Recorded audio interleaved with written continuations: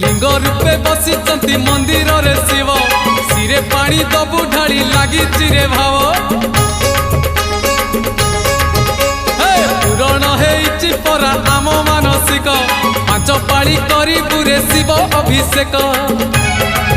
आनिचु गंजेई भांग भोला को दबुरे भोग आनी